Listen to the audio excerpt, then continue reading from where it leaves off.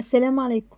هنحضر مع بعض النهاردة الكنافة بالقشطة بطريقة الحلواني وأحلى كمان بإذن الله، وهقولك ازاي تفضل القطعة متماسكة معاكي لآخر واحدة. وكمان هنحضر مع بعض الكريمة بأبسط طريقة من غير ما تكلكع معاكي، والشربات المظبوط ليها اللي هتخلي الكنافة دايبة معاكي من جوه ومقرمشة من بره. وزي ما حضرتك شايفة الكنافة واخدة لون حلو جدا جدا من فوق ومن تحت ومتماسكة. تابع الفيديو للاخر لان فيها تكات مهمه جدا جدا، مش عايزاكي تفوتيها خالص في الفيديو ده. هنسمي بسم الله، واول حاجه هنحضره هو الشربات، لان هنحتاج الشربات بتاعنا يكون تقيل وبارد. هناخد بالظبط كده كوبايتين من السكر، معاها بالظبط كده في نفس الكوبايه كوبايه ونص كده من الميه. هنيجي كده عند حوافق الحله وهننزل الميه بتاعتنا كده في حوافق الحله عشان ما يكونش في اي سكر متراكم كده من فوق فيسكر لنا شربات بعد كده. معايا كمان نص عصير ليمونه، هرفعه على النار، واول ما يخش في عملية الغليان هسيبه من 8 ل 9 دقايق كده وبعد الغليان، وبعد كده هدفع عليه لان عايزاه تقيل وبارد. تعالوا نشوف الخطوة اللي بعد كده. معايا نص كيلو كنافة، فرزتها كده في الفريزر وطلعتها من الفريزر وفككتها كده بايدي بكل سهولة. هتلاقيها وانت بتفركيها كده في ايدك او بتقطعيها بتتقطع معاكي بكل سهولة.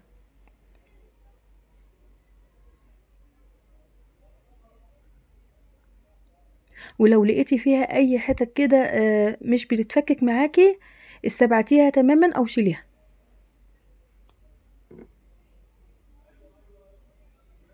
هقطعها بايدي كده كلها بنفس الطريقة. تعالوا بقى نتكلم عن السمنة.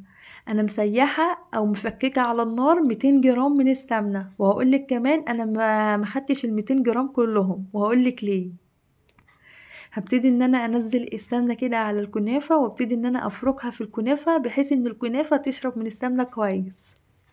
هنزل بشوية بشوية، مش هنزل ال 200 جرام كلهم من السمنة. هبتدي برضو كده اهوت هفركها بايدي بالشكل ده. ما شاء الله هي ما خدتش 200 جرام من السمنة كلهم، لان بجد هي كانت خلاص كده مش محتاجة سمنة تاني، وهوريك ازاي. شايفين ما شاء الله هي شربت السمنة، فانا مش عايزة اشربها سمنة اكتر من كده. هي كده خدت كفايتها من السمنة. شايفين الشوية دولت خلاص انا مش محتاجاهم. شايفين ما شاء الله بتلمع ازاي من السمنة. هي كده مش محتاجة خالص كده، هي خلاص اتغلفت كده كويس. تعالي بقى نتكلم عن السنان اللي احنا هنستخدمها. السنان اللي انا هستخدمها مقاس 28.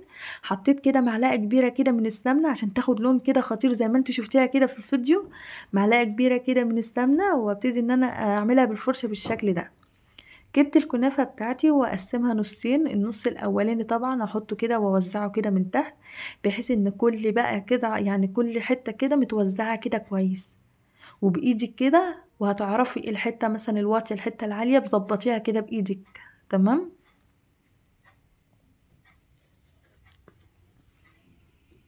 شايفين الكنافه معايا مش مكلكعه خالص. هي خدت كفايتها من السمنه ومحتاجناش الحبه اللي انا وريتهم لك دول. شايفين ما شاء الله شاربه السمنه وحلوه جدا ومفلفله، يعني مش معجنه خالص. هبتدي بقى من الجناب كده احاول ان انا اطلع لها سور او جناب كده، بحيث لما احط الكريمه بتاعتي ما تطلعش بره الكنافه بتاعتي. هعلي السور كده زي ما انتوا شايفين. اهم حاجة في الوصفة دي لازم تمشي بالطرق المعينة او التكات اللي انا بعملها دي عشان الكنافة تطلع معاكي مظبوطة. شايفين طلعتها سور بالشكل ده وابتدي كده. بعد كده هجيب معايا كيس تلاجة وافرده عليها. شايفين ما شاء الله ظبطت معايا. بايدي كده واحس لو حتة عالية اظبطها، حتة واطية اظبطها. فردت كده كيس تلاجة وجبت صينية اصغر منها، وفي الوقت ده اضغط عليها جامد جدا عشان القطعة تطلع معاكي متماسكة زي ما شفتها كده في اول الفيديو. هضغط عليها من النص ومن الجناب.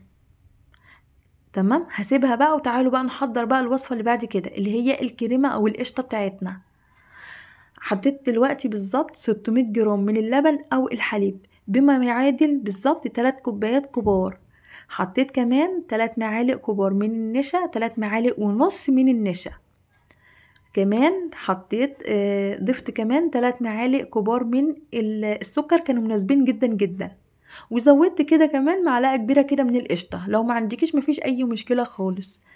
هقلبهم من الاول على البارد لحد ما المكونات بتوعي كده يدوبوا والنشا بتاعي يكون دايب كده خلاص. بعد كده هرفعهم على النار، يعني هدوبهم من الاول على البارد وبعد كده هرفعهم على النار. اهم حاجة وانتي بتقلبي على النار ما تسيبهوش عشان ما يكلكعش معاكي، لازم التقليب المستمر زي ما انا بعمل كده، وبشوية بشوية هتلاقي كده قوامه بيتقل معاكي وهيبقى كريمي زي ما انت هتشوفيه. شايفين ما شاء الله القوام بيبتدي ان هو بيتقل معايا، شايفين عامل ازاي؟ واول كده ما يتقل معايا ويبتدي ان هو يغلي زي ما انتوا شايفين كده او يطلع فقاعات، انا كده خلاص اتأكدت ان النشا استوى معايا، عشان طعم النشا ما يظهرش معانا بعد كده. هقفل عليها النار وبعد كده انزل عليها على طول على طبقة الكنافة اللي انا حضرتها معاكم، الطبقة اللي تحت.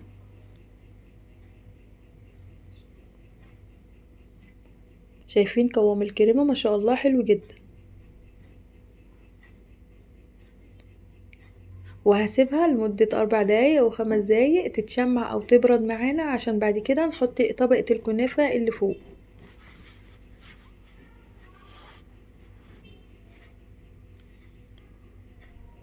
حطيت ايدي كده وما لزقتش في ايدي، يبقى كده خلاص هي كده بردت معايا واتشمعت. هبتدي ان انا اوزع الجانب التاني من الكنافة كده من فوق. واهم حاجة يا جماعة هنوزع الجناب بالشكل ده عشان الكريمة بتاعتنا ما تطلعش بره. وانتي بتوزعي الكنافة كده يعني حاولي كده تظبطيها، ما يكونش حتة عالية وحتة واطية، بايدك كده وملمسها هتقدري ان انت تظبطيها بكل سهولة. زي ما انتم شايفين الكنافة مش متكتلة خالص، هي خدت كمية السمنة المظبوطة.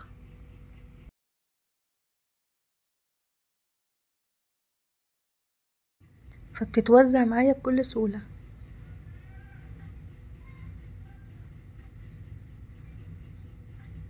انا مش عايزة اي حتت كده تكون باينة، احاول كده بايدي اظبطها، وبعد ما اظبطها كده اجي عند الجناب واضغط عليها كده بطبطبة كده خفيفة من الجناب الاول، وبعد كده هاجي من النص وهبتدي ان انا اطبطب عليها كده طبطبة خفيفة، ما حاولش ان انا اضغط عليها جامد عشان الكريمة اللي انا ضافيها ما تطلعش بره. تعالوا بقى نتكلم عن الفرن. هتخش فرن سابق التسخين على درجة حرارة 180. هنحطها في الرف اللي هو تاني رف كده من تحت. واول ما الكنافة بتاعتك تفصل كده من الصينية بتاعتك وتبتدي ان هي كده خدت لون ذهبي كده من تحت ومن الجناب، تقومي كده تولعي عليها الشواية وتاخد معاكي لون حلو كده. واول ما تطلع على طول نزقيها بالشربات التقيل البارد اللي احنا حضرناه معاكم في اول الفيديو. هبتدي ان انا اشربها كده على طول بالشربات اول ما تطلع الفرن، وهبتدي ان انا اسيب كميه بسيطه كده من الشربات عشان لما اجي اقلبها اضيف كميه الشربات من فوق عشان تديها كده لمعه حلوه كده من فوق. وما تقلبهاش على طول اول ما تطلع من الفرن، سيبيها كده يعني تبرد لمده نص ساعه او ساعه الا ربع بالكتير، وتحس ان هي كده بردت معاكي تكوني قلبها كده الناحيه التانية عشان الكريمه ما تطلعش بره وتبوظ منك.